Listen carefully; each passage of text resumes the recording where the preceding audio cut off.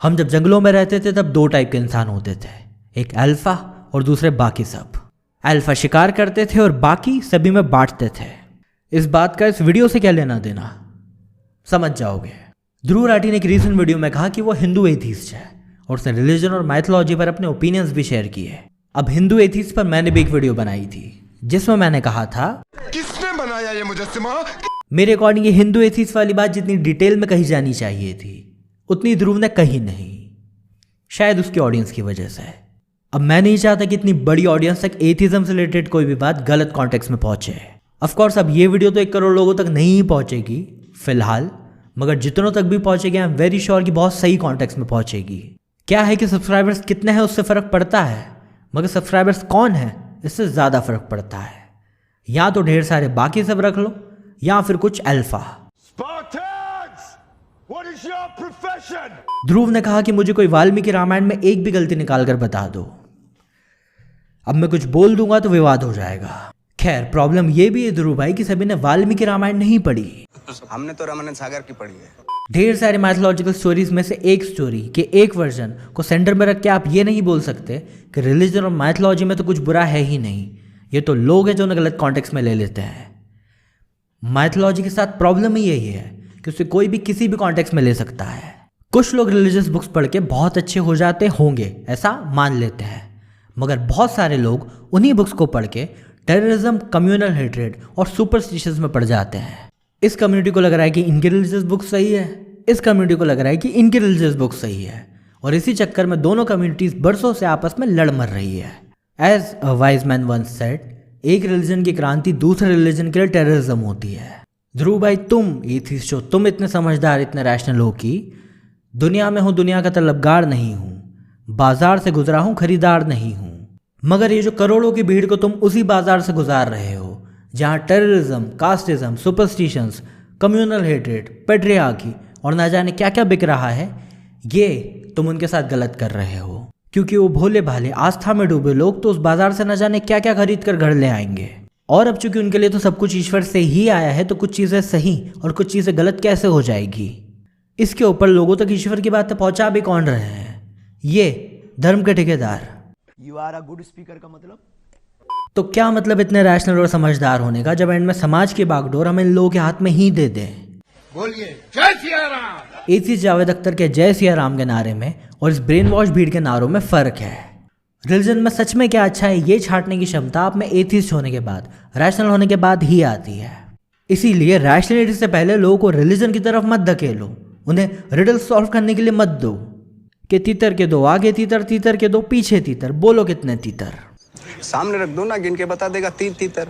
ध्रुव ने वाल्मीकि रामायण को एक्सेप्ट किया और वाल्मीकि रामायण के उत्तरकांड को सिरे से खारिज कर दिया, मगर सच्चाई यह है कि हजारों कथावाचक करोड़ों लोगों को उत्तरकांड सुनाते हैं और उनके लिए रिलीजन का ही पार्ट है। अब कुछ लोगों ने अपनी कल्पना से ये मान लिया कि उत्तरकांड रामचरित या रामायण का हिस्सा नहीं है, तो उसमें मैं क्या कर सकता हूँ। ध्रुव ने मनुस्मृति के किसी हिस्से की अच्छाई बताई और बाकी हिस्से को छोड़ दिया।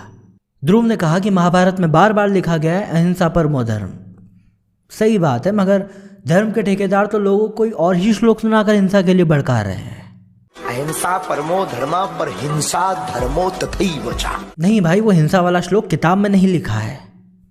क्या फर्क पड़ता है, तुम्हें रहना तो इंसानों के साथ है ना। और खैर किताब में भी क्या क्या लिखा है उस पर भी आएंगे कभी फुर्सत में। ऐसा मैं मानता नहीं हूँ, लेकिन for the sake of argument मान लेते हैं कि सभी धार्मिक किताबों में बहुत अच्छी बातें लिखी हुई हैं। स्टिल सोसाइटी में उससे क्या असर पड़ रहा है इस बात से फ़र्क पड़ता है।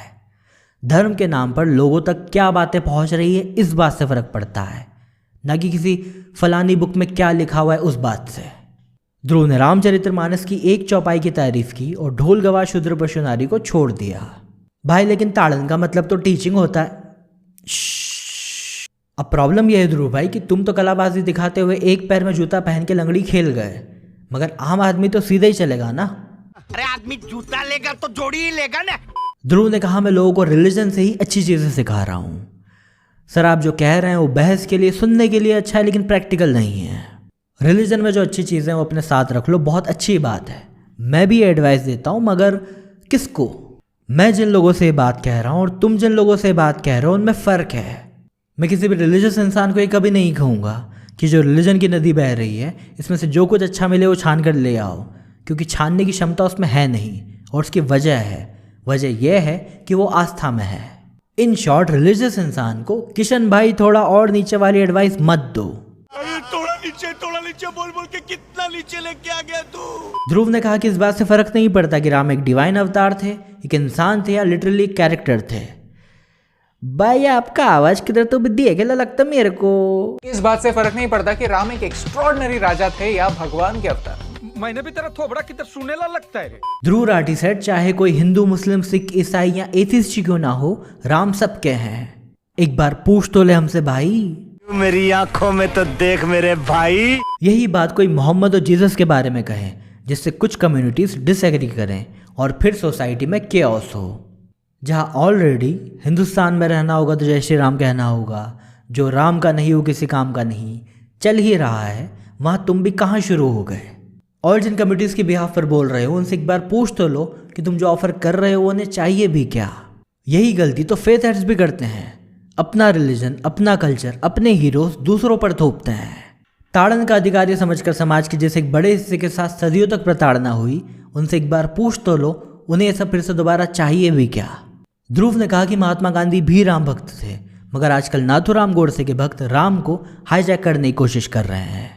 ये तो सही बात है, लेकिन एक महान इंसान इतना रिलीजियस था और इतना अच्छा भी था, ये एग्जाम्पल लोगों को दे ही रहे हो तो फिर पूरी बात बताओ। महात्मा गांधी इतने महान होने के बाद भी कास्ट सिस्टम में मानते थे। महात्मा गांधी जैसे महान इंसान के साथ जब रिलीजन ये कर सकता है तो सोचो रिलीजन एक आम आदमी के साथ क्या करता होगा। वैसे नाथूराम गोडसे भी रिलीजियस ही था ना। गॉड भी कितनी प्रॉब्लम में है, मारने वाले की प्रेयर सुने या मरने वाले की। ध्रुव ने कहा कि अगर किसी को लगता है कि एक्चुअली में एक पहाड़ को उठाकर समुद्र के ऊपर से उड़ना फिजिकली पॉसिबल है तो वो उसमें यकीन कर सकते हैं, मुझे कोई प्रॉब्लम नहीं है। ध्रुव को कोई प्रॉब्लम नहीं है, मगर मुझे प्रॉब्लम है। लोग मैथोलॉजी को मैथोलॉजी समझे तब तक तो ठीक है, मगर जैसे वो इसे हिस्ट्री समझने लगते हैं, इसे सच समझने लगते हैं, प्रॉब्लम यहाँ से शुरू होती है। क्योंकि फिर वो इस कहानी को, इस कहानी के किरदारों को असली समझेंगे, उन किरदारों के जन्म को, उनकी जन्मभूमि को असली समझेंगे। उस जन्मभूमि पर अगर कोई और स्ट्रक्चर बना है तो उसे डेमोलिश करना चाहेंगे और उसके लिए मारने और मरने के लिए भी तैयार हो जाएंगे।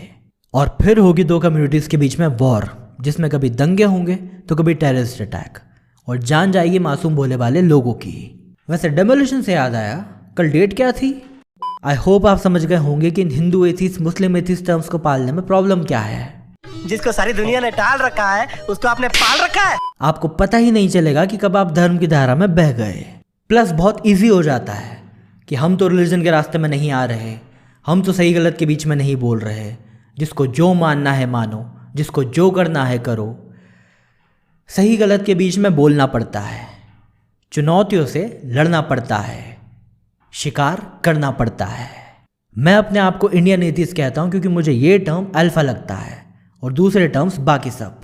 ऑफ कोर्स आप किसी न किसी रिलीजन या कल्चर में तो पले बड़े होंगे ही, तो वो बताने के लिए आप अपने आप को कल्चरल हिंदू कह सकते हैं।